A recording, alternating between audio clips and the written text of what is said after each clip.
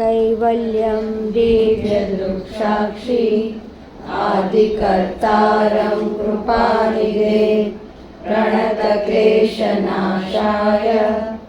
अनन्ताय नमो नमः।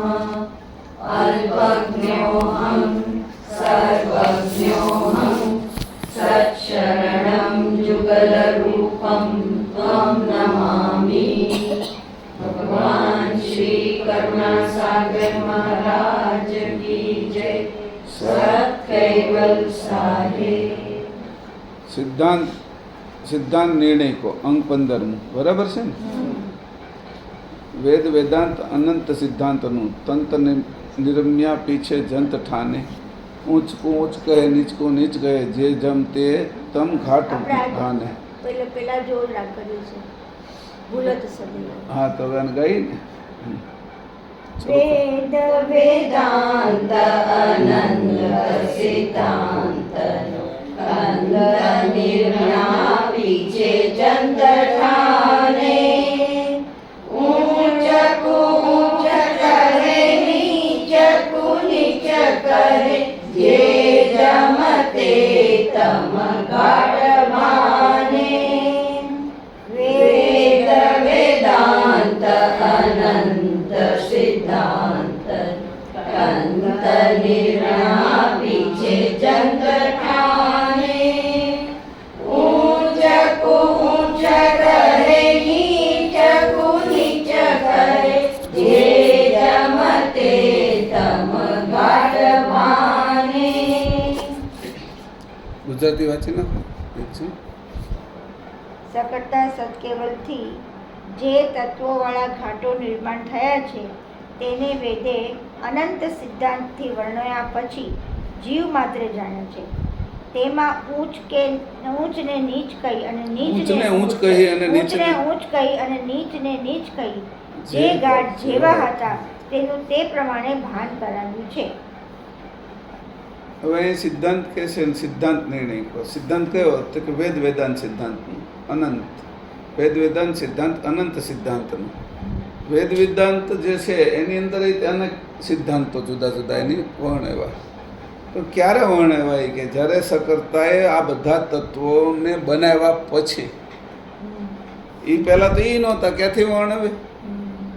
એટલે કીધું કે જે સકર્તા સત્કેલ તત્વોના ઘાટો નિર્માણ થયા છે તેને વેદે અનંત સિદ્ધાંત, એને વેદે અનંત સિદ્ધાંતે વર્ણવ્યા. નિર્માણ થયા પછી બધા એમાં અભ્યાસ કર્યો કે ભાઈ આ નાક છે તો નાકની અંદર હું હોય, એની અંદર મસ્સા કેવી રીતે થાય, એના નાક કાનના ડૉક્ટર બન્યા, નાક કાનના ગળાના ડૉક્ટર, તો એના વિશેની ઘણું જાણ્યું. પછી એવી રીતે આંખના ડૉક્ટરે તો ઝીણી ઝીણી બાબતો જાણી, એમાં પોતે પાછા છે એ એમડી થયા હોય, એની અંદર સ્પેશિયાલિટી કરી હોય, એવી રીતે થયા બધા હાડકાના વિષયમાં. પણ આ ઘાટ કર્યા પછી જે આ બધું વર્ણન કર્યું ક્યાંથી? કે ઘાટ પહેલાંનું વર્ણન કોઈ કરી નથી, કે શીખવા માટે કોઈ સાધન જ નથી. કોના માટે શીખવું? અને શીખવા વાળો હાજર નથી તો કોણ શીખે? અત્યારે આપણે બધું શીખીએ છીએ. આ બધા માટે સ્પેશિયલ ડૉક્ટરો હતા. કિડનીના છે, લીવરના છે, સ્ત્રી રોગના છે, પુરુષ રોગના છે, ગળાના છે, ફેફસાના છે, પછી અનેક પ્રકારના બીજા કેન્સરના રોગોના હશે, એડ્સના હશે, બીજા હાડકાના જુદા જુદા પ્રકારના હશે, જે પછી શ્વાસની પ્રક્રિયાના હશે. ઘણા ડૉક્ટરો, ઘણા સાયકોલોજીના ડૉક્ટર થયા છે. ક્યારે? તો કે જ્યારે માણસ બન્યો ત્યારે. વાળના ડૉક્ટર થયા છે, વાળ માટે સ્પેશિયાલિટી, ચામડીના હશે. તો એની જ્યારે કીધું આ બધી, પછી કોઈ છે એ આમાં શરીરમાં લોહીના સ્પેશિયલ છે, તો લોહી માટે લેબોરેટરીવાળા થયા છે. તો થયા ક્યારે એમ કીધું? તો કે વેદ વેદાંતે આ બધું વર્ણન કર્યું ક્યારે? કે જ્યારે કે નિર્માણ કરતાએ કર્યા પછી.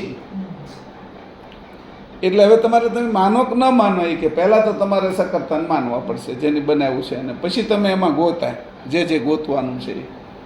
એના માટે જરૂરી લાગી તો તમે પછી દવાઓ ગોતી, એના માટે ઇન્જેક્શન હું દેવા, બોટલો હું ચડાવી, એના માટેની હું થેરાપીઓ જુદી જુદી પ્રકારની ગોઠવી, આઈસીયુ ગોઠવ્યા, સ્પેશિયલ જે કાંઈ જરૂર હોય ઓક્સિજનની વ્યવસ્થા કરી તો એ માટેની વ્યવસ્થા કરી.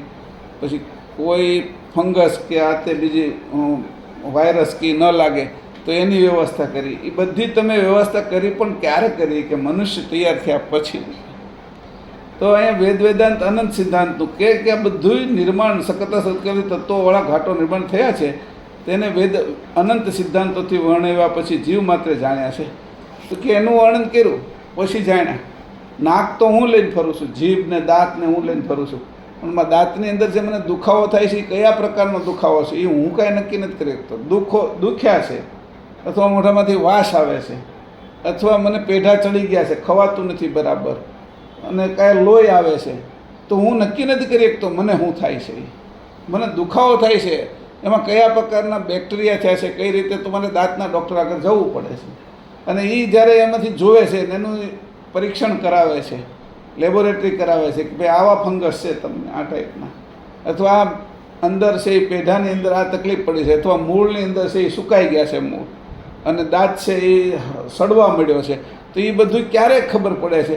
મને નથી ખબર પડતી. એટલે કે વેદ વેદાંતે ક્યારે વર્ણન કર્યું, ડૉક્ટરે ક્યારે વર્ણન કર્યું કે હું ડૉક્ટર આગળ ગયો અને મને મારી પીડા એને મેં બતાવી. એટલે આ બધાય જ્યારે છે એ વેદ વેદાંત છે એની જે સિદ્ધાંતનું પ્રતિપાદન ક્યારે કર્યું કે લોકોને ખોજની જરૂર પડી કે ભાઈ આ જગત શું છે, હું કોણ છું, ક્યાંથી આવ્યો છું, મૃત્યુ બધાનું થાય છે તો જાય છે ક્યાં, અને આ કેવી રીતે 9 મહિનામાં નિર્માણ થાય છે મનુષ્ય શરીર, અને એનું આ જીવન કેવી રીતે ચાલે છે, પશુ મૃત્યુ કેમ થાય છે, નવા સંતાનો કેમ ઉત્પન્ન થાય છે, આ જે આખી પ્રક્રિયા છે જન્મ, જીવન અને મૃત્યુ, એની ઘટમાળા શું છે, આ હું કામ કર્યું છે, કયો અર્થ એનો સર્યો છે, જેની બનાવ્યું છે, તો બનાવનારો કોણ છે, એવું જે નક્કી કરવા માટે પછી તત્વ નક્કી કર્યા અને તત્વનું વર્ણન કર્યું કે આ બધા તત્વ છે.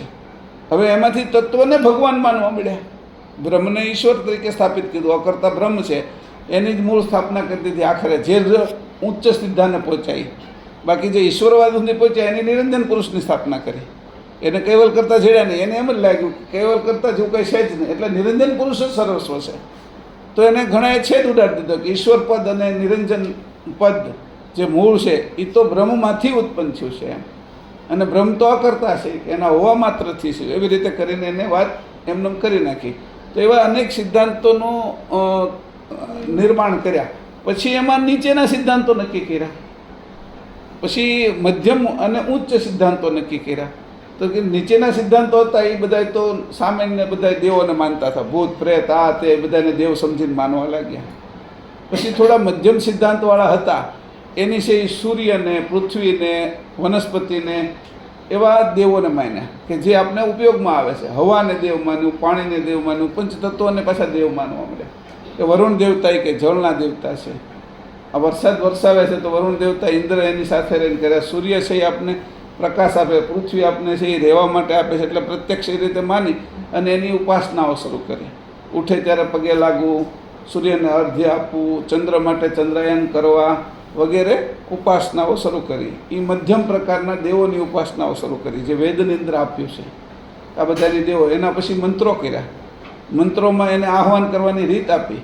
એ જે આહ્વાન કરવાની રીત આપી એના પ્રમાણે એના સાધનો આપ્યા કે આ સાધનો, આ એનો ખોરાક, આ એનું શું કહેવાય, આપણે કોઈને ધરીએ શું કહેવાય એનો નૈવેદ્ય, આ એનું નૈવેદ્ય, આ એનો વાર, આ એનો મહિનો, આ એની તિથિ એમાં અનુકૂળ પડે એવી રીતે એની ઉપાસના કરવા માટેના રસ્તાઓ કર્યા. તો એને મધ્યમ કીધા. પછી ઉચ્ચ કીધા તો કે 3 ગુણ, આદ્ય શક્તિ અને નિરંજન, એને ઉચ્ચ કીધા. અને એનાથી ઉચ્ચતર એવા બ્રહ્મને કહી દીધું. તો આવી રીતે કીધું, નીચને નીચ કીધા, ઊંચને ઊંચ કીધા. એ પણ કર્યું ક્યારે?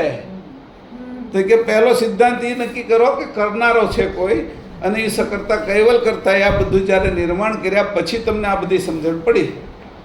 એ પહેલાં તમને કાંઈ સમજણ હતી નહીં, કારણ કે તમારી તમને સમજણ નહોતી. જ્યારે ઋષિ મુનિઓને લાગ્યું, બ્રહ્માજીને એવું લાગવા મળ્યું કે હું કોના કારણે છું. બ્રહ્માજી જ્યારે નાભીમાંથી, વિષ્ણુની નાભીમાંથી પ્રગટ થયા ત્યારે પહેલો એને એ જ વસ્તુ થઈ કે ભાઈ હું કોના કારણે છું, હું છું અને ક્યાં છું, ક્યાં બેઠો છું. એટલે એને પછી કંઈ બીજું નહોતું, એના પ્રશ્નો ગહન હતા. અને ગહન પ્રશ્નોની અંદર આપણા જે પ્રશ્ન છે એને પહેલાં થયા. એ જે પ્રશ્ન બ્રહ્માજીને પહેલાં થયા એ પ્રશ્નના કારણે એ ગોતે છે, ખોજ કરે છે, હું કેમ છું અહીંયા, આ કોને આ મને આસન આપ્યું છે, કેના ઉપર હું બેઠો છું. એવું જ્યારે થયું ત્યારે એની બુદ્ધિ એના માટે પરિપક્વ ન થઈ, એને સમજવા માટે સમજી ન શકી. નાના છોકરાની બુદ્ધિ છે એના માટે તમે ચંદ્ર સૂર્યની વાતો કરો, પૃથ્વીના ગ્રહણની વાત કરો તો એ 4-5 ધોરણ સુધી તો સમજી નથી શકવાનો આખી ગતિને. એટલે એની બુદ્ધિ પરિપક્વ નહોતી. એટલે બ્રહ્માજી નાના છોકરા હતા ત્યારે, અને પ્રશ્ન શરૂ થયા એને સૃષ્ટિની શરૂઆતમાં. એનું બાળ સ્વરૂપ હતું. એટલે નાનો છોકરો એ પૂછ્યા કરે, આ શું છે, આ શું છે, એમ જ કર્યા કરતો હોય. એની પૂછ્યું પણ પૂછવું કોને એમ, એટલે એમાં મૂંઝારો એને શરૂ થઈ ગયો.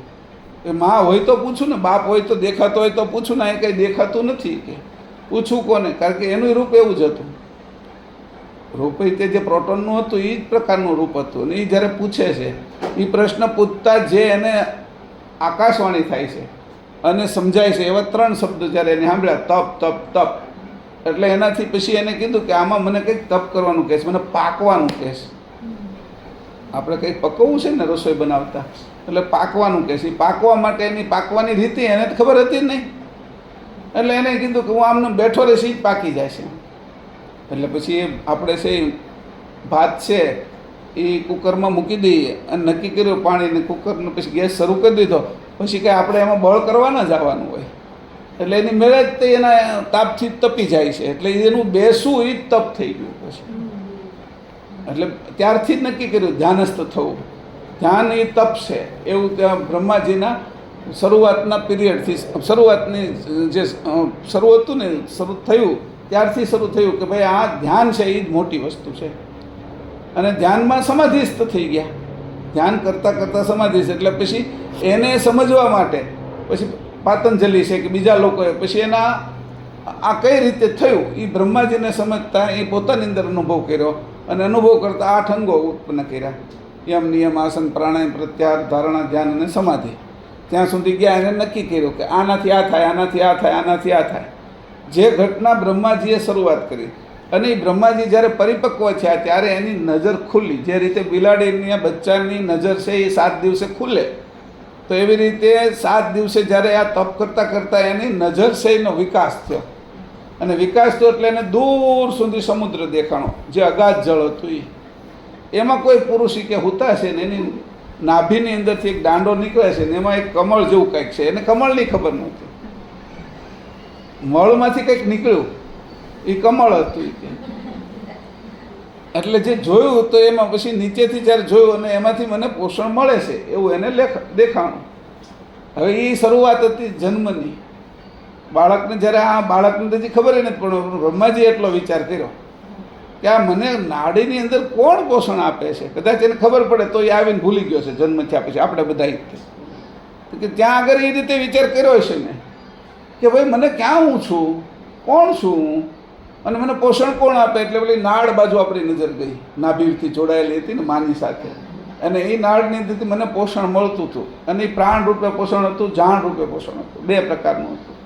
પ્રાણ રૂપે પોષણ હતું એ રોશન હતો, એટલે સમીરા હતો. અને જાણ રૂપે જે પોષણ હતું એ રોશન હતું.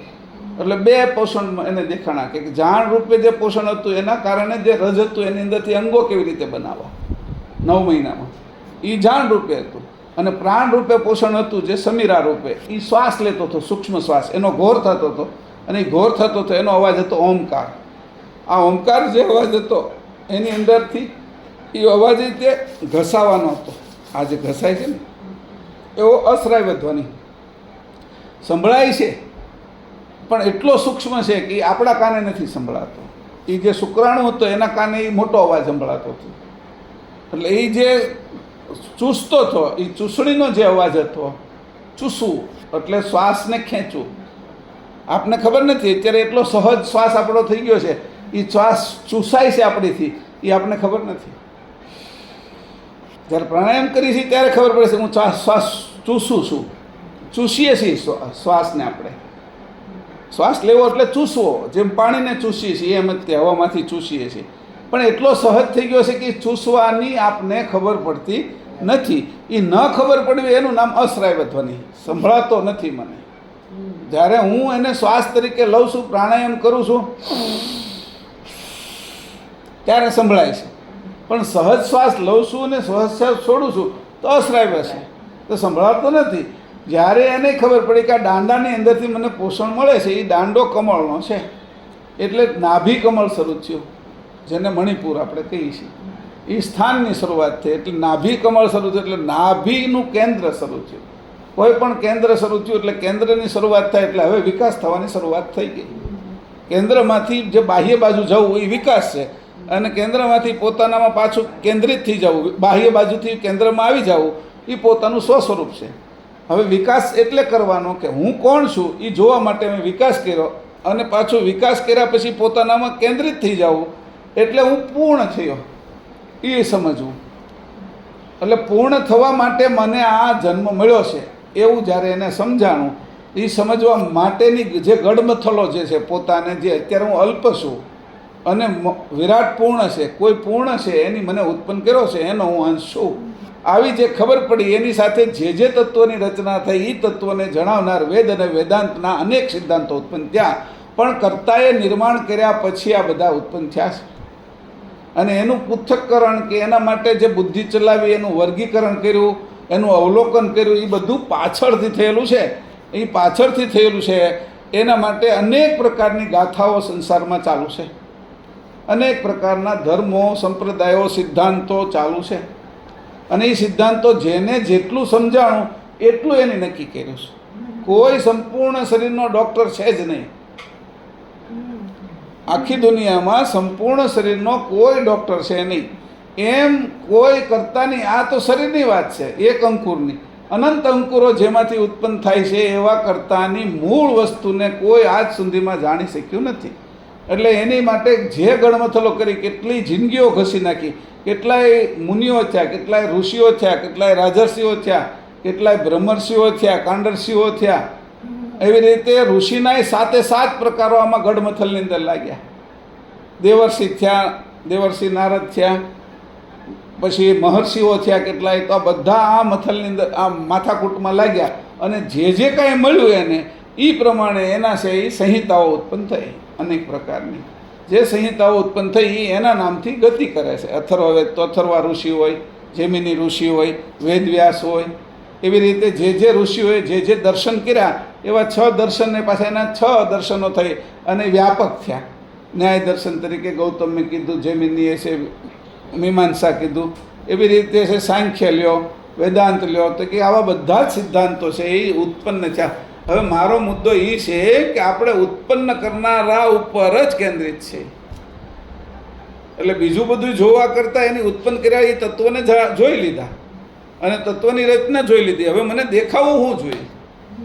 હવે મને દેખાવું જોઈએ કે આ ઉત્પન્ન કરનારો કોણ છે અને હું કોણ છું. હવે મૂળ ચેતન બાજુ જ જવું છે. એની જે ઉત્પન્ન કર્યું છે એ એનાથી વિજાતી છે બધું, અને એનાથી વિજાતી તત્વો ઉત્પન્ન કર્યા પણ એ હલનચલન વગરના હતા, એની અંદર કોઈ ક્રિયાઓ હતી નહીં. એટલા માટે એની સજાતી જે અંશ ઉત્પન્ન કર્યો, એની પોતાની જાતમાંથી, અંતર્વૃત્તિમાંથી ઉત્પન્ન કર્યો, એ તો હું છું. એટલે સજાતીના નાતે હું આ ગતિને પ્રાપ્ત કરી શકું એ મારી સામર્થ્યતા છે. એ મેં નક્કી કર્યું, અને એ નક્કી કરવામાં મને સહાયભૂત કોણ થયા? તો કે પરમ ગુરુ. હું નક્કી તો કરું પણ સહાયભૂત કોણ થયા? મારો આંખમાં દુખે છે પણ મને સહાયભૂત કોણ થયા? મન દેખાતું નથી, ઝાડા વળે છે, આંખની અંદર પાણી આવે છે, આંખ સુકાય છે, આવી જે સમસ્યા હતી એનો ઉકેલ કોણ કરે? એટલે એના ડૉક્ટર, આંખના ડૉક્ટર, જેના ઉપર આપણે વિશ્વાસ હતો અને એ બરાબર છે એવું આપણે તારણ આવ્યું એની વાત ઉપરથી, એની સમજણ ઉપરથી. બીજા બધાય નહીં જોયા પણ આ ડૉક્ટર બરાબર છે એમ કીધું આપણે. એટલે એને કીધું કે ભાઈ હવે આ તો હવે પછી જ્યારે ડૉક્ટર નક્કી થઈ ગયા પછી મારે એના ઉપર વિશ્વાસ રાખવો જોઈએ. એ જે પહેલાં તો હું ન રાખું, 10 ડૉક્ટર હતા આંખના, એમાંથી એક નક્કી થયા છે. બધાના કહેવા પ્રમાણે, મારા જાણવા પ્રમાણે એ શ્રેષ્ઠ છે. બધાના કહેવા પ્રમાણે ને મારા જાણવા પ્રમાણે કે આ ડૉક્ટર શ્રેષ્ઠ છે. એટલે પછી હવે તો એ મને દવા મારી નાખવાની આપે તો એ જ લેવાની છે, અને જીવાડવાની આપે તો એ જ લેવાની છે. એટલે પૂર્ણ વિશ્વાસ જ્યારે કરે છે ત્યારે દવા કરતાં કામ વિશ્વાસ 90% કરે છે. દવા 10% કામ કરશે ત્યારે વિશ્વાસ 90% કામ કરશે. એટલે પૂર્ણ વિશ્વાસ, પણ આંધળો નહીં. જાણ્યા પછીનો વિશ્વાસ, અંધવિશ્વાસ નહીં. અહીંયા ચોખવટ કરી. હું અહીંયા મુદ્દો એ છે કે અંધવિશ્વાસમાં આખું જગત લાગ્યું છે. અને પરમગુરુ એમ કે તું આંધળો વિશ્વાસ નહીં કરતો, તું બધું જોઈ લે અને પછી નક્કી કર કે આવું કોઈ બીજું બોલેલું છે, કે કોઈના આવા વચનો છે, કોઈ આટલી બધી છણાવટ કરી છે, કોઈ જગ્યાએથી આટલું બધું સાંભળ્યું છે? જ્યાં જ્યાં જે લટકેલા છે એને મેં તને બતાવી દીધા કે જો આ બ્રહ્માજીનું પ્રોટોન સુધીનું જ્ઞાન આટલું જ છે. એમાંથી નાદ અને બુંદના સંતાનો થયા છે. આ વિષ્ણુ છે તો એના 10 અવતાર થાય છે, એ એટલું જ કામ કરે છે. શંકર છે એ સંહાર કરે છે, અને આ ત્રણેય ગુણ જ કહેવાય છે. અને ગુણાતીત છે એ શક્તિ છે. શક્તિ અને નિરંજન પુરુષમાંથી આ 3 ઉત્પન્ન થયા છે. તો મેં તને કીધું એની ઉપાસના કરનારની હદ જોઈ લે, આ અલ્પ દેવોની ઉપાસના કરનારની હદ જોઈ લે, નીચ દેવોની ઉપાસના કરનારની હદ જોઈ લે. એવી રીતે મેં તને હદ નક્કી કરાવી. એમ તારા અંતસ્કરણો શું કરે છે, તારી અવસ્થા શું કરે છે, તારા શરીરના ઘાટો જે 6 ઘાટો છે એમાં 5 તો તને પ્રગટ જ અનુભવાય છે કે સ્થૂળ, સૂક્ષ્મ કારણ, મહાકારણ અને પરમ કારણ. આ દેહોનો વહીવટ, એના તત્વો જોઈ લે. આ બધાને જેમ છે એમ હું તને સમજાવું છું, પછી તું વિશ્વાસ કર. વિશ્વાસ તારે મારી ઉપર આંધળો નથી રાખવાનો કે, અને કોઈ ચમત્કારમાં મારી યારે નથી લાગવાનું. ચમત્કાર એ બધી કાલ્પનિક વસ્તુઓ છે. એ ચમત્કાર થોડી વારના છે, તારા મનને મનોરંજન કરાવનારા છે. એ જગતનો ઉત્પન્ન કરીએ કે એ 2-5 જણાને જન્મ આપીએ કે, પણ રોજના કરોડો જીવ જંતુઓ ઉત્પન્ન થાય છે. એને નવી આંખ આપે, નવા પગ આપે, નવું હૃદય આપે, નવી કિડની આપે, પ્રસૂતિ ગૃહોય ભરી દીધા છે. રોજ કેટલાય ઉત્પન્ન કરે છે. એવું 2-5 જણાને ચમત્કાર કરીને જીવાડ્યા હોય તો એ કંઈ બહુ મોટો નથી. આ રોજ હાવ નવું આપે છે જે જીવન પ્રાણ સાથેનું. એવા કરતાને તું માન, એટલે તારી ટૂંકી બુદ્ધિ નહીં થાય, સમજ મોટી થશે. એટલે એને કીધું કે આ બધા સિદ્ધાંતોથી પાર જે સિદ્ધાંત આ બધાને રચનાર છે ત્યાં સુધીની તારી ગતિ લઈ જા. અને તું કેમ લઈ જઈએ કે તું એનો સજાતી છો. એટલે વિશ્વાસ આવ્યો. તું લઈ કઈ રીતે જાય છે કે લોઢાની કોઈ વસ્તુ બનાવેલી હોય અને એને પાણીમાં તમે નાખો તો એ ડૂબી જશે, પણ તને આ લાકડાની વસ્તુ છે, પાણીમાં અને વ્યવસ્થિત રીતે બનાવી છે મેં, તો એમાં તું બેસી જાય તો તું પાણીને તરી જાય છે કે તરે છે. એનો સિદ્ધાંત એવો છે. હું તને જે બતાવું છું એ તારવા માટે, કારણ કે તું પોતે મારો સજાતી છો અને એ તારો અનુભવ છે. તું મારો સજાતી તને એટલે કહું છું કે તું આ જળ શરીરને ચલાવે છે. આ જળ હવા છે, શ્વાસ, એ તારી અંદર આવે છે ને સજીવન થઈ જાય છે. આ આંખ જળ છે છતાંય તું અંદર છો એટલે એ જોઈ શકે છે. આ બધું જ જોઈ લે તારા હોવાથી છે. અને તું એટલો બધો ચેતન છો કે તારું કોઈ વજન નથી, છતાં 80 કિલોના વજનને લઈને તું ફરે છો. 70, 80, 90 કિલો, 90 વર્ષ સુધી તું ફરે છો. તો તારો મૂળ સિદ્ધાંત કયો છે? એટલે તું મારો સજાતીનો હોવાથી આ બધાના સિદ્ધાંતથી પાર મારું મૂળ જે રચનાનું કારણ છે એ કારણને યથાર્થ રૂપે જોઈ અને તું તારા સ્વરૂપે થા. આ રીતે આપણને સમજાવે છે કે બીજા બધા સિદ્ધાંતોને તું નાના મોટા જોઈ લે. તને મેં દેખાડી દીધું, બહુ પછી જોવાની જરૂર નથી. અમુક જો દેખાડી દીધું એટલે ખબર પડી જાય. અને અહીંયા તો બધી જ વાત કરી દીધી છે. એટલે આ રીતે એક ચોપાઈની અંદર આટલી ઝીણવટથી વાત કરી છે કે તું, તને અને મને, આપણો બેનો સંબંધ છે. આમાં બીજા કોઈનું કામ નથી, તત્વનું એકેયનું નથી, બ્રહ્માનું નથી, વિષ્ણુનું નથી, શંકરનું. તારા અને મારા સંબંધ વચ્ચે કોઈનું કામ નથી.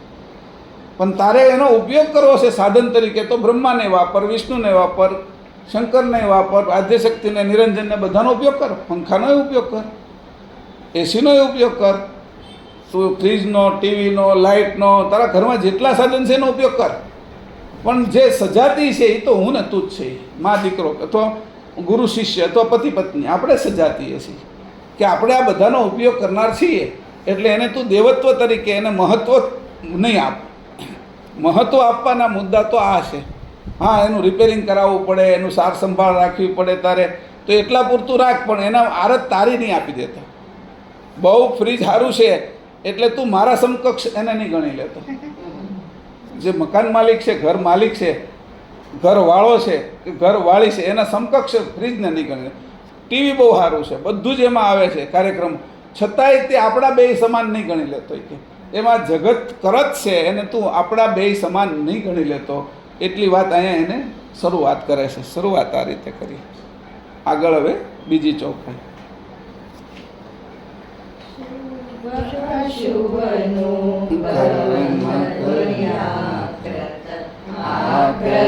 જોઈને તેજમાને જીવ પર ભાવની જ્યોતિ જાણી કરી વ્યક્તવાણી ધરી વેદ જ્ઞાને શુભ અશુભનું કર્મ કર્યા આગ્રત જોઈ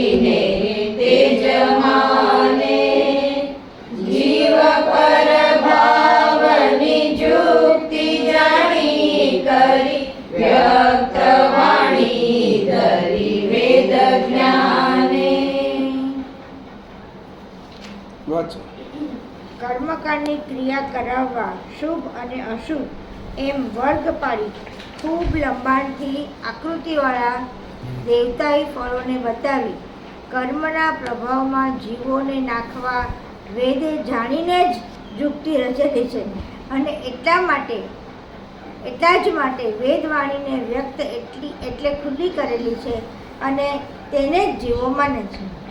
ભાઈ ક્યાં કહી દીધું કે જે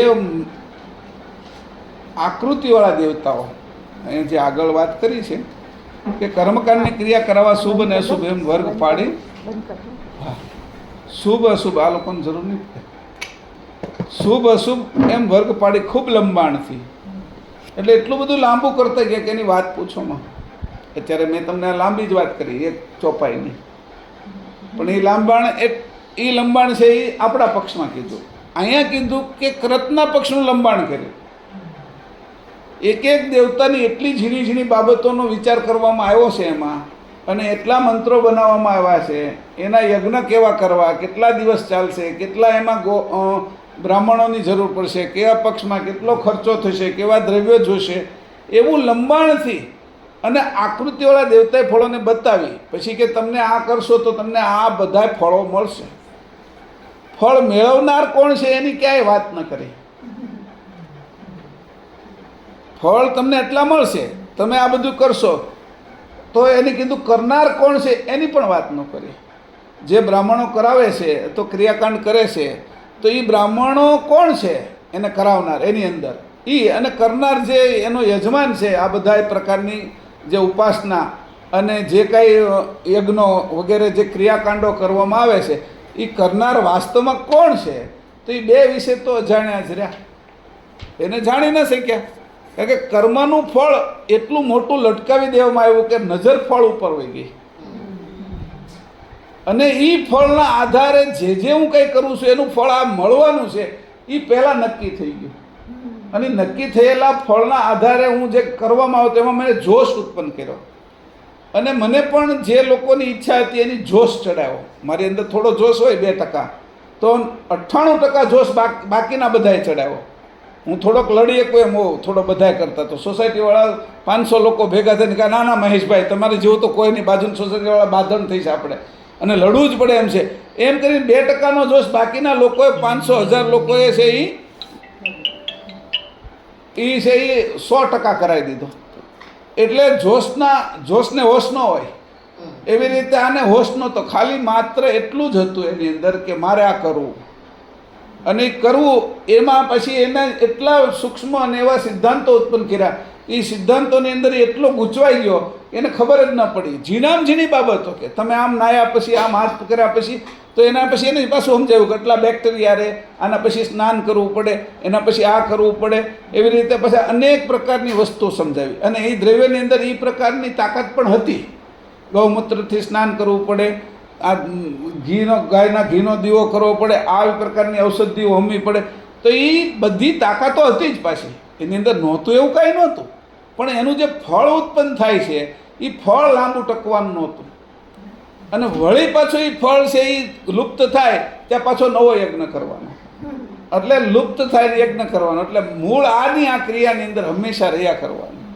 અને એની અંદર જે જગતને આખું દોરી દીધું, એટલે ઘાંચીના બળદને કાંઈ આગળ જોઈ ન શકે, એ ગોળ ગોળ ગોળ ગોળ ગોળ ગોળ ફર્યા જ કરે. એક આટો પૂરો છે તે એને ખબર નથી કે હું કેટલા આટા ફરી ગયો, મારી આગળ કેટલું તેલ કઢાવી નાખ્યું એમ. એટલે એવી રીતે કરીને કર્મકાંડની ક્રિયાવાળા આકૃતિવાળા ફળોની અંદર આ બધાને ગૂંચવી નાખ્યા. અને વાણી એવી રીતે વ્યક્ત કરી, ખુલ્લી કરી, એ વાણીને જ વર્ણવા લાગ્યા. અને વાણીના એટલા પ્રકારના આલાપો કાઢ્યા કે અનેક પ્રકારના સંગીતો ઉત્પન્ન થયા. એની સાથે કર્ણપ્રિય અને મનોરંજન થાય એવા, અને શરીરની અંદર રહેલા જે કેન્દ્રો હતા એને એક્ટિવ કરી શકે એવા બધા જ વિષયો એની કર્યા. પણ પોતાને કોઈ એક્ટિવ કરીએ કે એવો એક પણ મંત્ર નહોતો. આપણા જે મર્મ સ્થળો હોય કે જે મર્મ ભાગો છે એની અંદર સ્પંદન ઉત્પન્ન કરી શકે, એ સ્પંદનથી રોમાંચ થાય, એનાથી મનોરંજન થાય, એની અંદર આહલાદકતા આવે એવું વાતાવરણ ઉત્પન્ન કરી શકે. અને એ વાતાવરણ ઉત્પન્ન કરે એટલે એની અનેક પ્રકારની વાણીઓ બોલે, મધ્યમાં વાણીથી અનેક પ્રકારના મંત્રોચ્ચાર કરે, શ્લોકો બોલે, એમાં આરોહ અવરોહને એના વિશે એ સંગીત સાથે જોડી દેવામાં આવે.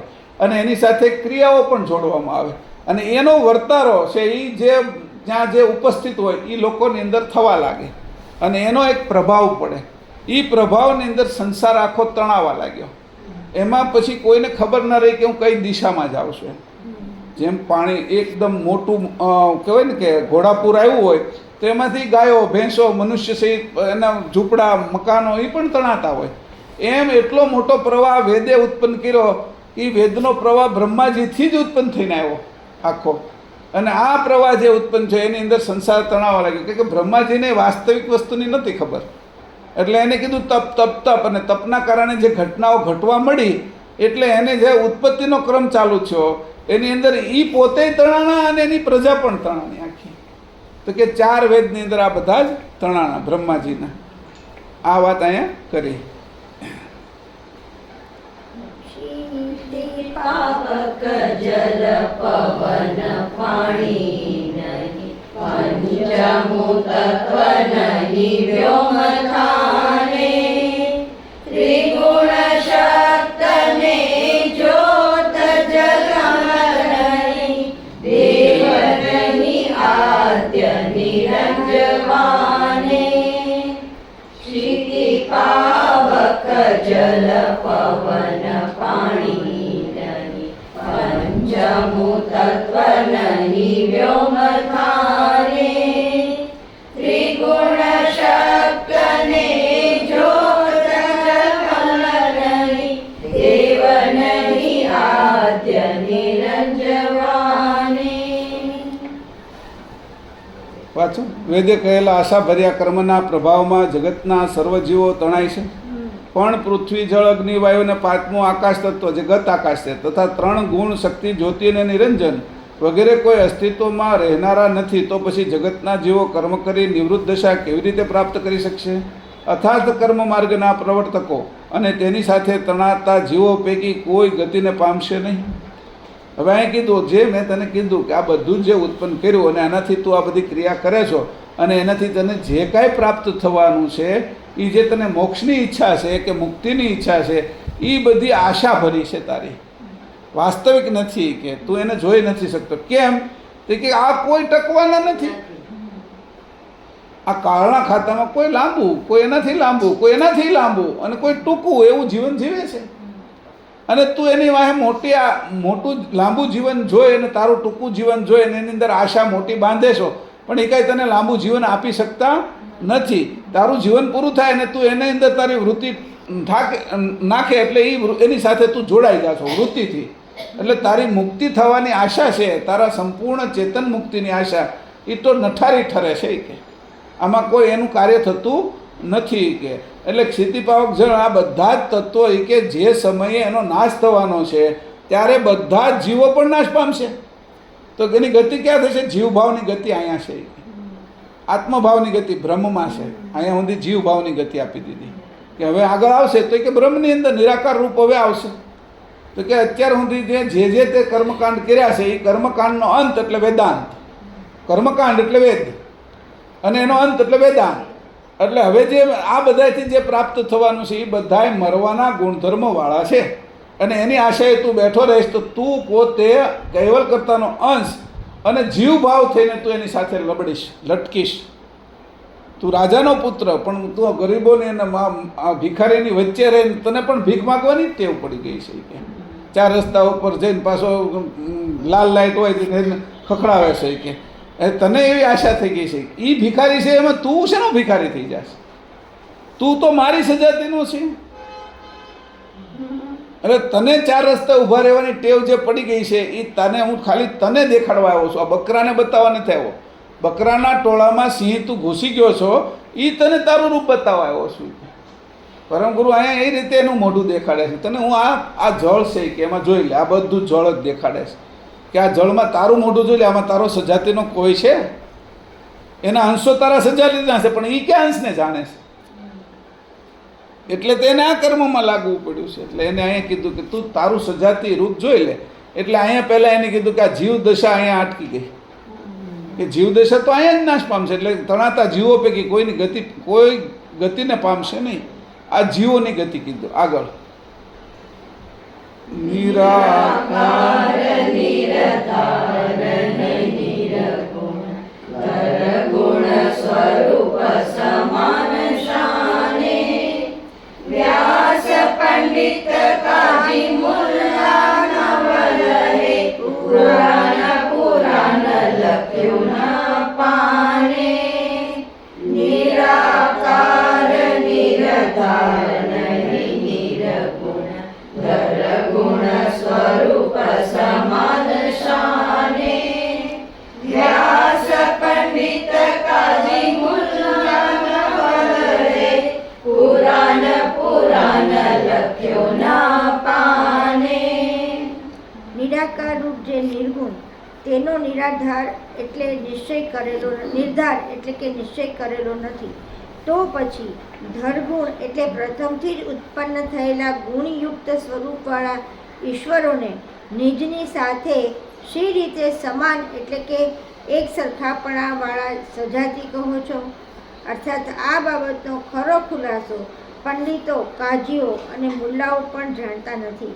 તેથી કુરાન તથા પુરાણોના કોઈ પાને તેમણે નિર્ગુણની અને સગુણની સમાનપણું કયા આધારે કહેલું છે તે લખેલું નથી. હવે પહેલાં તો આગળ વાત કરી સગુણની, એટલે નિરંજન સુધીની સગુણ આદ્યશક્તિ અને નિરંજન હતી, એટલે કૃતની વાત કરી દીધી.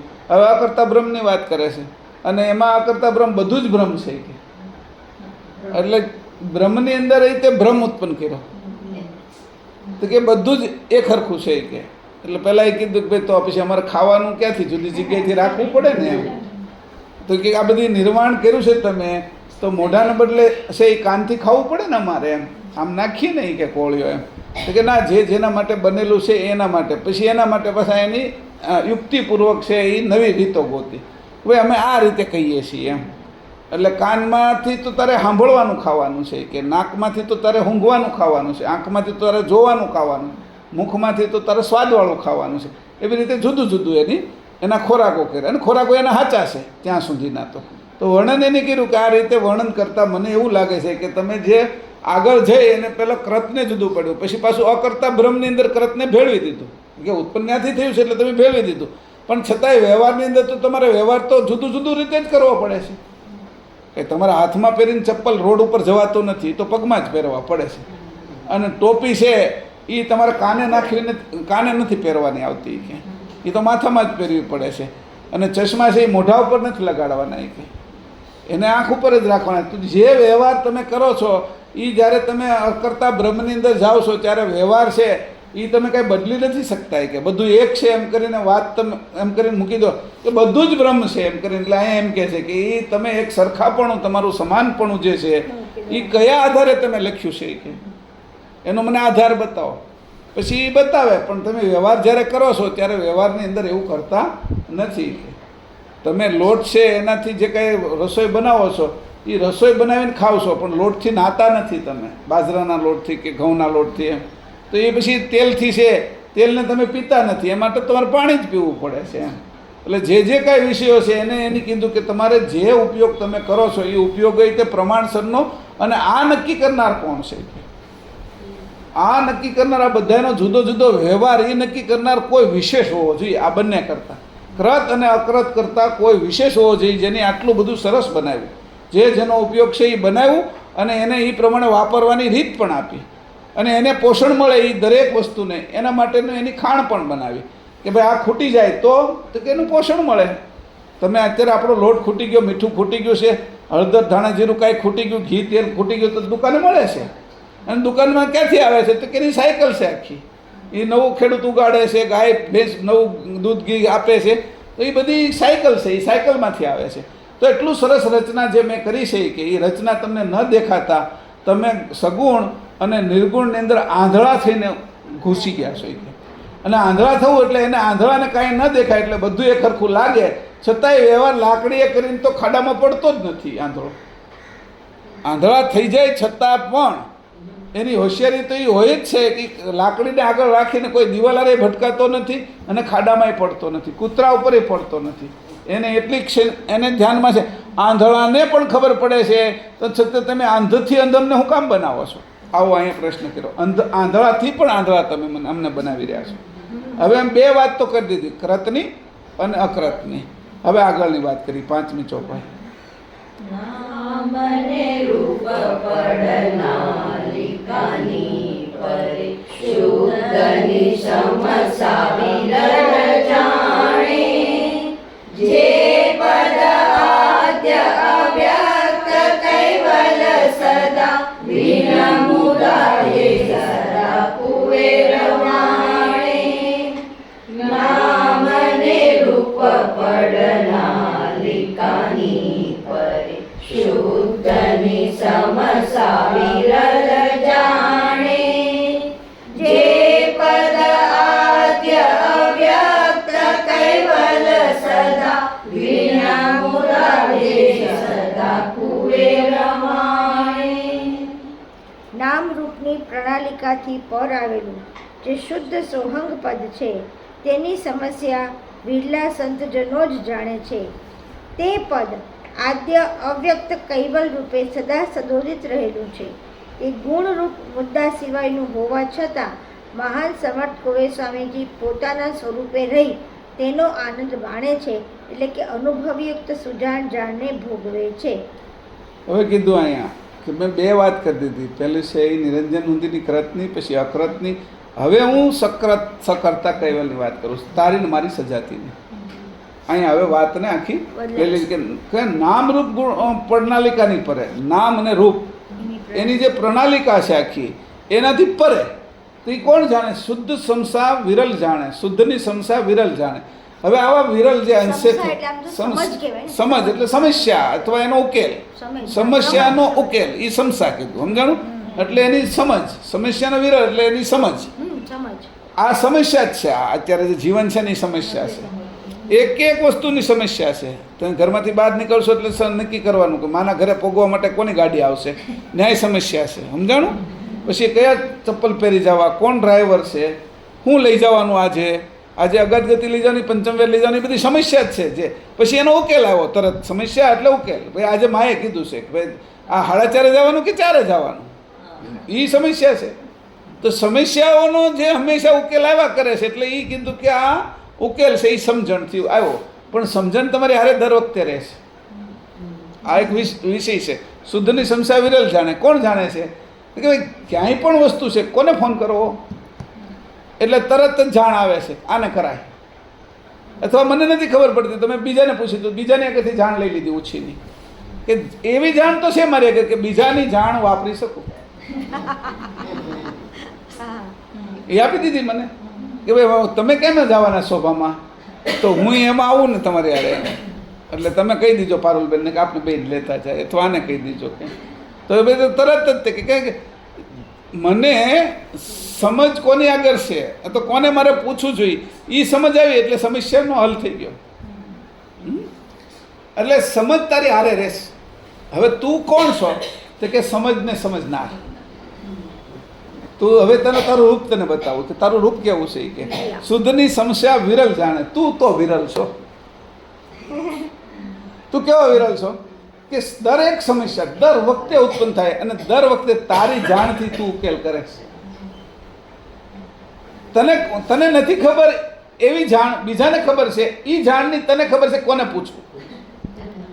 એટલે તું ઉકેલ તો લાવે જ છો ગમે એ પોઝિશનનો. તને ગમે એવડું મોટું દર્દ થયું હોય તોય તું નજીકમાં પહેલાં પૂછે છો, નજીકથી વળી બહાર પૂછે છો, અને બહારથી તું નક્કી કરે કે આ ડૉક્ટર મુંબઈ છે, અહીંયા છે, ત્યાં છે, ત્યાં જવાય, અથવા આ વસ્તુ અહીંયા મળે છે, કે આ સોનું અહીંયા મળે છે, કે આની આગળથી લેવાય, એમ કે આ ફર્નિચર આની આગળ સારું છે, ચશ્મા આ હારા બનાવે છે, ચપ્પલ આના હારા હોય છે, સાડી આની હારી હોય છે, આ દરજી સારો છે, એ બધી જ તને ખબર પડે છે. તારા માપના દરજી મળી રહેશે તને. એવી રીતે તને તારી જે જરૂરિયાત છે એ તને મળી રહેશે. કે પણ તું હજી એનાથી આગળ જા. જેને આ સમસ્યા ઉકેલવાની ખબર છે એને ઉકેલી લે, એનો ઉકેલ કરી લે. આટલી સમસ્યાનો ઉકેલવાની તને તું મારી હારે રહેતો છો, તારું આ સ્વરૂપ મને ખબર પડી ગઈ, હું તને જાણી ગયો. અહીં કીધું ને અત્યારે નામ રૂપ પ્રણાલ કરી પરે શુદ્ધની સમસ્યા વિરલ જાણે. હું જ વિરલ છું, અંશ વિરલ છે, અને હરેક સમસ્યા તું ઉકેલસ મારી હારે. એટલે તું જ્યારે સમસ્યા ઉકેલે છે ત્યારે મારે સમસ્યા બાજુ નથી જવાનું, જે ઉકેલે છે એની બાજુ જવાનું. એટલે મારે એનો ઉકેલ કરવાનો છે. કે હું મને મળી જાઉં. ઉકેલ અત્યાર સુધી એવું કરતો હતો સમસ્યાનો. જે સમસ્યાનો ઉકેલ કરે છે એ સમસ્યાનો ઉકેલ મેં ન કર્યો, એટલે સમસ્યામાં જ હંમેશા રહ્યા કર્યો. ઉકેલ કરનારો હતો એની સાથે હું જોડાતો નહોતો. આપણી સાથે જ રહેશે 24 કલાક. જેમ શ્વાસ રહેશે એમ સમજણ રહેશે. કૂવા જાઉં ને તોય જાણ હોય કયું આજે ઠંડી છે ગરમી છે, કયું આજ ગોદડું લઉં કે આજે નાની પેલી ચાદર લઉં ઓઢવા માટે. આજ બધી ખબર. પાણી બાજુ મૂકું કે નહીં એની ખબર છે. કયું પાણી પીવાનું છે એ ખબર છે. તાંબાના લોટામાં મૂકવું છે, હવામાં પીવું છે તો એની ખબર છે. સાંજે હું પલાળીને હોવું છે એની ખબર છે કે આ પલાળીને સવારમાં લેવાનું છે. તો એ બધી ખબર છે કે બધી જ જાણતું છે, જાણે છે. અને તારી સાથે એ જાણનો ઉકેલ કરો. જેમ શ્વાસ તરિયારે રહેશે એમ જાણી તરિયારે રહેશે. શ્વાસ 24 કલાક તરિયારે રહેશે તો ઊંઘમાંય તરિયારે જાણતો રહે જ છે. રૂપ બદલીને સપનામાં લઈ જશે તને, ત્યાંથી રૂપ બદલીને સુસુપ્તિમાં લઈ જશે. જાણ તારી સાથે છે. હા હું આવું છું. હા આવું છું હમણાં. હા શું કરું હમણાં? ફોન કરું 10 મિનિટમાં તને. ક્લાસમાં બેઠા છે. તો જાણ તરિયારે છે. જેમ પ્રાણ તરિયારે હતો એમ જાણ તરિયારે છે. તે પ્રાણનો સંબંધ બરાબર નથી કર્યો એટલે જીવન તારું મનુષ્ય શરીર બરાબર. તો જાણનો સંબંધ બરાબર નથી કર્યો તે એટલે તું અંશ તરીકે સિદ્ધ નથી થતો. સિદ્ધ થવો જોઈએ ને, તું અંશ હોય સિદ્ધ થવું જોઈએ ને. તો એ કેનાથી થાય છે? તો કે જાણના સંબંધથી. જાણને નથી છોડતું. આ બાજુની જાણ જણાવનાર છે એની જાણ મારે જાણવી છે. આ બાજુ રાત દિવસ મને જે જાણ જણાવે છે એ જણાવનાર છે એની જાણ મારે જાણવી છે. એ મારી હારે રહેશે એટલે એ મને પકડાઈ ગયેલો છે. હવે મને જો જુદો રહેતો હોય તો મંદિરમાં પકડવા જાત, ચર્ચમાં પકડવા જાત, મસ્જિદમાં પકડવા જાય, પણ ન્યાય નથી મળતો. ઊંડા ખાડા ખોદું તોય તે 100 ફૂટ 1000 ફૂટ ખોદું તોય નથી મળતો. અને આકાશમાં પ્લેન લઈને ચડું પછી રોકેટ લઈને ચંદ્ર સુધી જાઉં તોય નથી મળતો. પ્રાણ જે આપે છે એનું કારણ જાણ છે. પ્રાણ અકર્તા છે અને જાણ સકર્તા છે. જાણ સકર્તાનો અંશ છે એટલે પ્રાણ કરતા પણ મુખ્ય છે. એટલે પહેલું કૃતને કાઢી નાખ્યું શરીરને, પછી પ્રાણને કાઢી નાખ્યો, પણ જાણને કાઢી શકાય એમ નથી કારણ કે જાણ સ્વરૂપની છે. એટલે આ જાણ છે એ કેવી છે કે એની પાછી કીધું શુદ્ધ છે, શુદ્ધ જાણ કરવાની છે. અત્યારે આપણી જાણ કેવી છે કે વિષયની જાણ છે. કોઈ પણ વિષય આપણો છે એની જાણ છે આપણે. એ કેની? કૃતની અને અકર્તાની. એ વિષયની જાણ છે. શુદ્ધની જાણ કેવી છે? તારી પોતાની અંશની જાણ. એટલે શુદ્ધની જાણ છે એ તારી છે. અને કોણ જાણે છે? વિરલ. તું જ વિરલ છો. વિરલ જાણે.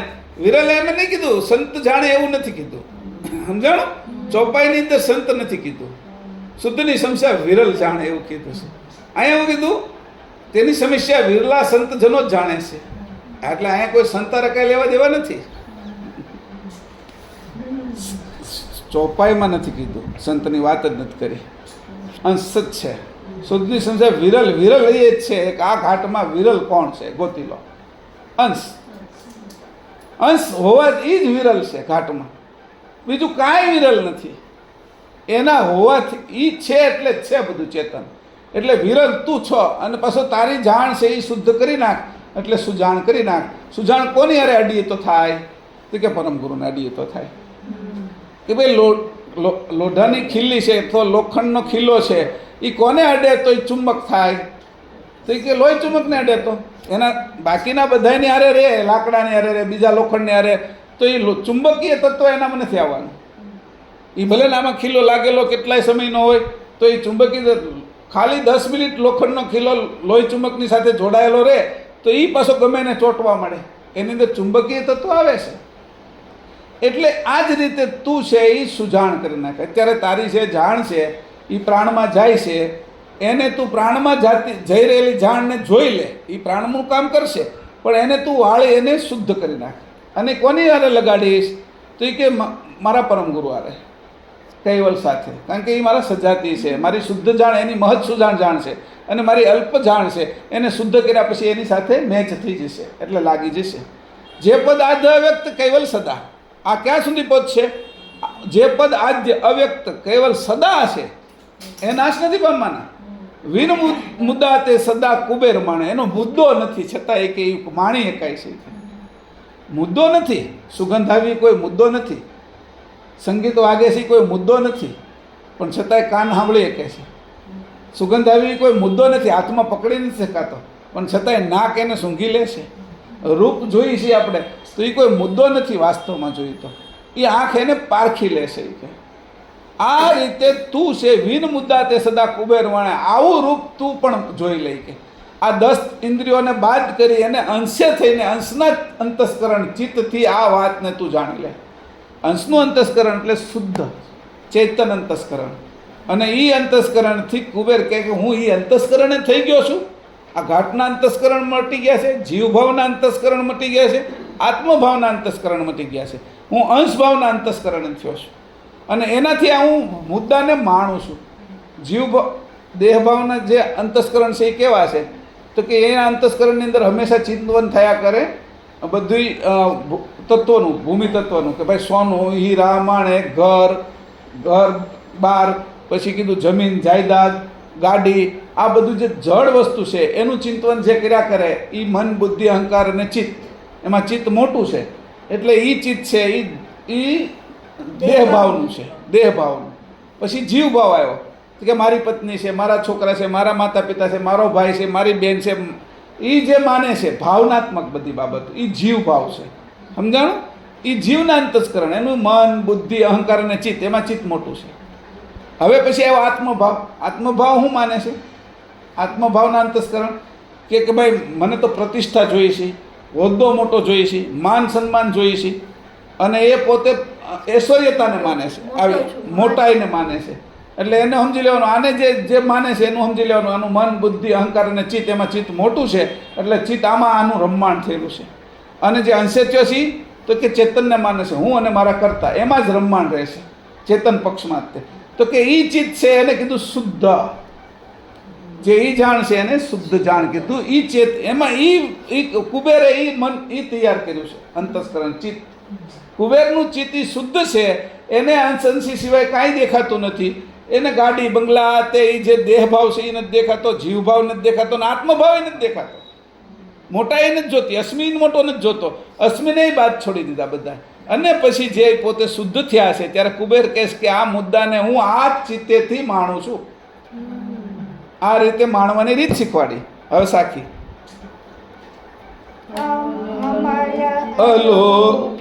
નહીં અમલ અલોકિત અનુભવ સુરગતિ રહિત સમાજ સુણતામાં શાંતિ કરે એવો ઉગ્ર અગાધ.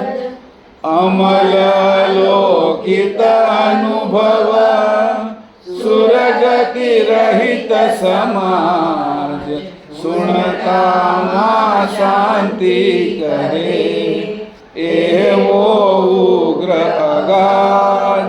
તે સકતા સત કેવલનો અનુભવવાળો અમલ અલૌકિક છે, તેને દેવગતિવાળા દેવો પણ સમજતા નથી. આવો અતિ ઉગ્ર અગાધ અનુભવ સાંભળતા શાંતિ પામે છે.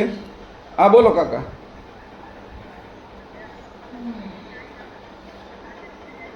ના ના અમે ત્યાં આવશું. હા, 7:30 આવી જશું ત્યાં. હા, આને આવીને ફોન કરીશ. હા, હવે કીધું અમલ અલૌકિક અનુભવો. આ હું તને વાત જે કરી ને અત્યાર સુધી એ જ અનુભવ છે, અલૌકિક છે. સુરગતિ રહિત સમાજ, એમાં મેં દેવોને બધાને બાદ કરી નાખ્યા છે. એની ગતિ છે એ એનો સમાજની ગતિને મેં લીધી નથી. કે સુણતામાં શાંતિ કરે, કે તને સાંભળતા શાંતિ થઈ જાય, કે તારે યારે જાણ રહેશે. તું દરેક વાતમાં જાણ વાપરેશો, એ જાણ તારું સ્વરૂપ થઈ જશે. જે જાણને જાણનાર એને તું જાણનાર, જે જાણતી થા એ તારું સ્વરૂપ થઈ જાય. એવો ઉગ્ર અગાજ એ કે આ વાત છે કે આમાં છુપાયેલી, કે જે તને સાંભળતા જ તે કે શાંતિ થઈ જશે, કે મારે હારે રહેશે. કોને કીધું તારે હારે આ છે એમ? તને શેનો ડર? એમ એ મારી હારે છે, ન ડર લાગે. એટલે છોકરો અંધારામાં જતો એકલો અને રાત પડી ગઈ, અંધારું પુષ્કળ હોય, એટલે પછી એની માં કે એને કોઈ જાણતા હોય, એના બાપા કે કોઈ એમ કે મોટો ભાઈ કે તારે હારે તો હનુમાનજી રહેશે, તું તો હનુમાનજીને કેટલા માને, તારે હારે હોય એમ. એ ભૂત પ્રેતને કોઈ આવવા ન દે કે પાસે, એ તો ભૂત પ્રેતથી ભાગે કે કેટલાય. એમાંય તે કંઈ ઘેટું કે કૂતરું બેઠેલું હોય એ અંધારામાં ભાગ્યું હોય, અને એ પછી છોકરો તો છાતી ફૂલાઈને ફરાય કે ભૂત હતું ને ભાગી ગયું, કે હું ગયો નથી, કે મારે યારે હનુમાન દાદા હતા. એનો વિશ્વાસ વધી જાય. સમજો કે સાથે છે એ વાત મોટી છે, અને એ આ બાકીનું બધું સાથે દેવ છે તારી એ વાત ખોટી છે. આ તો તારી જાણ સાથે છે એ તો સાચી છે, ઓલી વાત બધી ખોટી છે એ કે, પણ આ વાત તો સાચી છે, જાણ તારી સાથે રહેશે. તને દરેક વખતે ડગલે ને પગલે નક્કી કરાવે છે. અત્યારે બેઠા હોત ક્યાં જોવું, બુકમાં જોવું કે સામે મહેશભાઈને સામે જોવું છું, આ વાત સાંભળવીશ કે આ વાત સાંભળવીશ, કોઈ વિચારમાં જવું કે કાંઈ રહેવું છે, એ બધું નક્કી કરાવે બેઠો બેઠો. હારો જ છે કે આ નથી છૂટો પડતો, એ તારી હારે રહેશે. તો કે આને તું જાણી લે તો સુણતામાં શાંતિ કરે, કે આ સાંભળી લે ને આટલી વાતમાં તો શાંતિ કરી દેશે તને. હું આમાં એવો ઉગ્ર અગાધ છે કે આનો કેવો ઉગ્ર અગાધ છે કે આ પ્રાપ્તિ હું તારું બાકી રહેવા દેશે. કે ખાલી ઓલું ખોટું ખોટું કે હનુમાનજી તારી હારે છે, એની તું આરાધના હનુમાન ચાલીસા તને આવડે નહીં. હનુમાન ચાલીસા બોલતો જાય છે 8-10 વર્ષનો છોકરો, એને અંધારામાં બીક નથી લાગતી, તો આપને શેની લાગે? એમ મારું કહેવું છે તમને. આ તો અનુભવ છે. એ તો એ બિચારો તોય કલ્પનામાં આલે છે, ભાઈએ કીધું, માએ કીધું, ને હનુમાનજી ભાગે છે. એ બધી માનસિકતા છે. તને તો માનસિકતા જ નથી. હું હકીકત શું તારી હારે? તું ઉકેલ તો કર. નથી એને તું છે એમ સમજે છો, હું છું એને નથી સમજે છો. અમારે હું તને કહેવું? 24 કલાક હું તારી હારે શ્વાસ રૂપે રહું છું, પ્રાણ રૂપે રહું છું, જાણ રૂપે રહું છું, એને તું નથી સમજે છો. અને જે નથી જ હકીકતમાં પતિ પત્ની છોકરા આ તે મોટર બંગલા એ બધું છે જ નહીં વાસ્તવમાં. આ ઉપયોગ કરવા પૂરતા જ છે. તારી યારે બહુ કાંઈ વિશેષ સંબંધવાળા નથી. એ બગડી જાય ને તો તું નાખી દેશું કે પગ હોય ને તોય તે નવો નાખે છે, આંખમાંથી હોતી અમુક વસ્તુ કઢાઈ નાખે છે. એ તને એ બધું તારા અંગો જે તને દેખાય છે ને એ નથી. જાણ અને પ્રાણ તારી આગળ રહેશે એને તું નથી માને છો, અને છે જે એને નથી માને છે, આ છે નથી એને છે માને છો. કે આ માન્યતા જ તારી ભૂલ ભરેલી છે. એટલે અહીંયા કહે છે કે તું આને ખાલી સાંભળી લે. આટલું સાંભળી લેતા તારે કાંઈ કરવાનું જ નથી. કે તું જાણમાં જ છો. આ રીતે જાણી જાય. આગળ છેલ્લી ચોપાઈ. વિનસનદ પ્રાય પુરંજન ધામ જન જવરલા જગત મેં તે પદના વિરામ ધે ધાતા વિનસનદ સદ પ્રાય પુરંજન ધામ જન જવરલા જગત મેં તે પદના વિરામ. ધ્યેય અને ધ્યાતા એટલે ધ્યાન કરનાર સિવાયનું સકર્તાનું પુરંજન રૂપ ધામ છે. ધ્યાન કરનાર સિવાયનું સકર્તાનું પુરંજન ધામ છે. તે પદમાં જગતના વિરલા સંતજનો પોતાની નિજ સુરતા વડે અભિરામ વિરામ પામ્યા છે. તે કે તારે ધ્યાન કરવાનું નથી. ધ્યાન અને સમાધિને બાદ કરી નાખી. ધ્યાન ધારણા સમાધિ ગઈ તેલ લેવાય. કે જોઈ કે ધ્યેય ધાતા આવે ને સનદ સદ. ધ્યેય અને ધ્યાતા એટલે ધ્યાન કરનાર સિવાયનું ધ્યાન કરનાર હું, અને ધ્યાન કોનું કરું છું એ બધા વિષયો જ બાદ થઈ ગયા છે. કે જાણે ગયો એટલે સાથે જ છે. જાણી ગયો તું એટલે સાથે છે. જાણે ગયો એટલે સાથે છે. જાણી ગયો તું એટલે સાથે છે. તું ઓલા ધ્યાને ગયો થોય કે એમાં તને હજી કાંઈ નહોતું દેખાતું. તું જાણે ગયો તો જાણી ગયો. એટલે અહીં કીધું જોવા જેવી વાત છે. કે તું જાણે ગયો તો જાણી ગયો. તું ધ્યાને ગયો તો તને કાંઈ નથી દેખાવાનું. એ કલ્પનાઓ દેખાય છે બધી. મનમાં જે ઓમ દેખાય ને પ્રકાશ દેખાય ને હનુમાનજીનું સ્વરૂપ દેખાય ને રામનું સ્વરૂપ દેખાય ને શંકરનું સ્વરૂપ દેખાય ને માતાજી દેખાય, એ તો તારા અંતસ્કરણના ખેલ દેખાય છે, રમતો દેખાય છે. કે એમાં કંઈ છે નહીં. એટલે કીધું કે આમાં ધ્યાન કરવા જેવું છે જ નહીં. કે ધ્યાનને કાઢી નાખ્યું. સિવાયનું સકર્તાનું પુરંજન ધામ છે. આ સિવાયનું સકર્તાનું પુરંજન ધામ છે. પૂર્ણ છે, પુરંજન છે, સાથે રહેનારું છે. તે પદમાં જગતના વિરલા આ જે જાણે છે વિરલા સંત પોતાની નિજ સુરતા વડે અભિરામ પામ્યા છે. વિરામ પામ્યા છે. નિજ સુરતા છે. આમાં બીજા આગળથી લીધેલી નથી. તારી હારે જ રહેશે આ સુરતા, તારી પોતાની સુરતા, તારી જાગૃતિ, તારી અંતરની જાગૃતિ. આ અંતર નથી કે તારે ને કરતા ને અંતર નથી, એ અંતર છે. આ અંતસ્કરણ નથી. એમાં જે ચાર હું તને વર્ણવું છું, મન, બુદ્ધિ, અહંકાર અને ચિત્ત, તારે ને કરતા ને અંતર નથી, એ અંતસ્કરણ છે. એ અંતર છે તારું. કે એમાં અંતર નથી, એવું અંતર. તેને કીધું નિરંતર. હું કીધું એનું નામ પાડ્યું પાછું. હું પાડશો? આ ફૈબા કે બનો કે કોઈ કે તારા અને કરતા વચ્ચે અંતર નથી, એવું નિરંતર તારી સાથે છે. એવા ધામ, એવા અભિરામ પામ્યા છે. આ જાણનારા જે લોકો છે એ ત્યાં સ્થિર થઈ ગયા છે. આવી સ્થિરતા પરમ ગુરુ આપને બક્ષિસ આપી છે. કોને ખબર હતી કે આવું છે અંદર? શ્રીમદ કરુણા સાગર ભગવાન કી જય. કેવલ સાહેબ